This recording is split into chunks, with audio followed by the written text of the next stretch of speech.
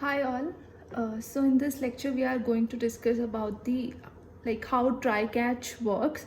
So I have written this code and the class is demo exception. So what this code represent is I have 3 lines of code in try block, and out of these 3 lines, one line is the risky line.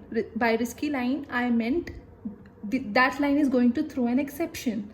So the line which is going to throw an exception, it is handled in the catch block. So here in this we have 3 lines of code in which out of these 3 lines, one line is risky and it is handled in this catch block. So now we will see how this program is going to work. So let's debug this out.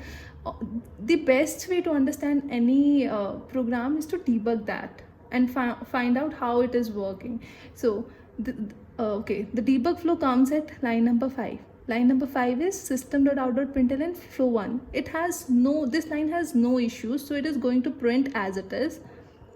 So if I check the console, flow 1 is there. Now line number 6, this line has some exception, that is 5 divided by 0. The Java code cannot handle this line, so definitely this is not going to work. Since this line is not going to work, it will check the catch exception.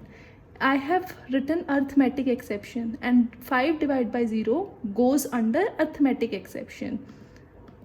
So it is going to print, see what this e.print stack trace does is print stack trace is the method of throwable class, and it is like going to put the exception object into the console, which is going to contain the name of the exception, description of the exception, and where the exception has occurred. So if I check, name of the exception is arithmetic exception, description is division by 0, and where the exception has occurred, that is in main thread.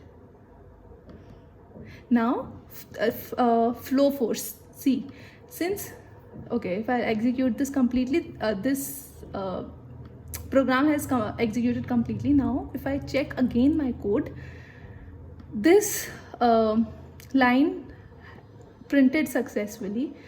This line has shown some error. When the error occurs here, it goes to the catch block. It checks whether the error occurring here matches this exception. Yes, it matches that exception, and it prints that. This is the way to handle the exception. We have handled it in the catch block. Or what I could do here is, I can, instead of printing, I can print that whenever any such scenario comes in, just perform this task. I have handled this scenario now.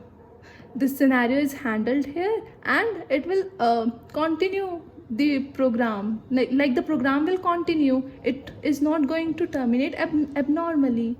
Okay, if I check this thing again,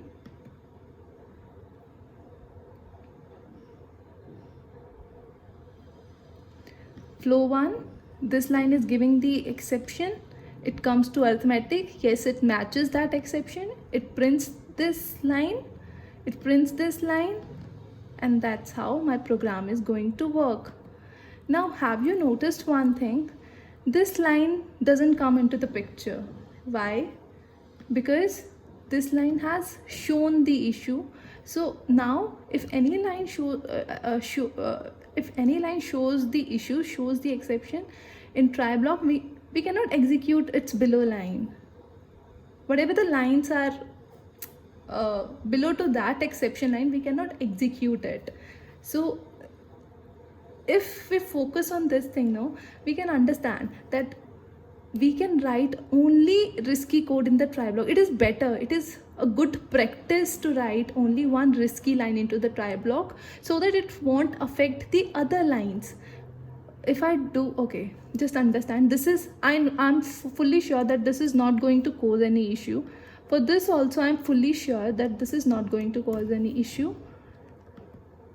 I'm not confident for this line, so I have put this risky line into the try block. Now if I run this again,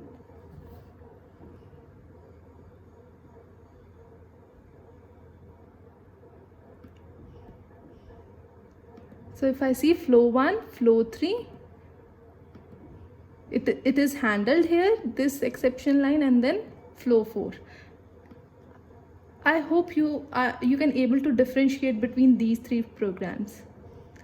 Okay, now if I suppose I write here as array index out of bound exception. Now let's see what will happen in this case.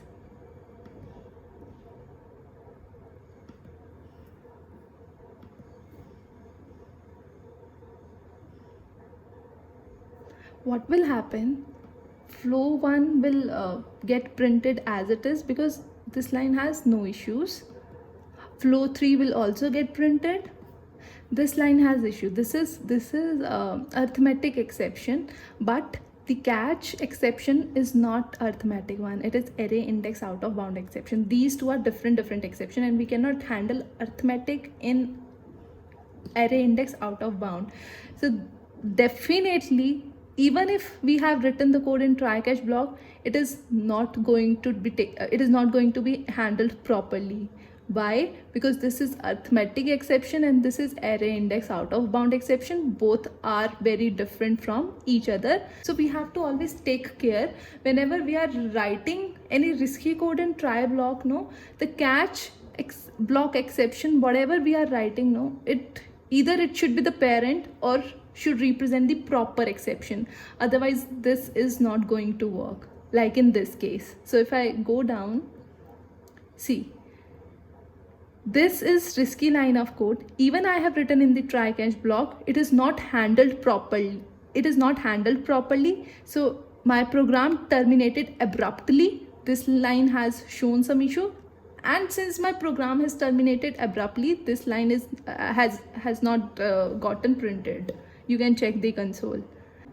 So we need to keep in mind two things. The first thing is try to avoid so many lines of code, writing so many lines of code in try block. Why?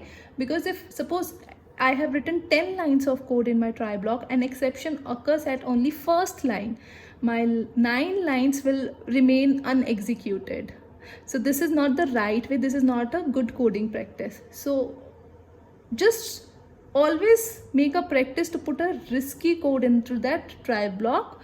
Second thing is, always whenever we are handling the risky code by using the catch, always either go for the specific exception or the parent class exception.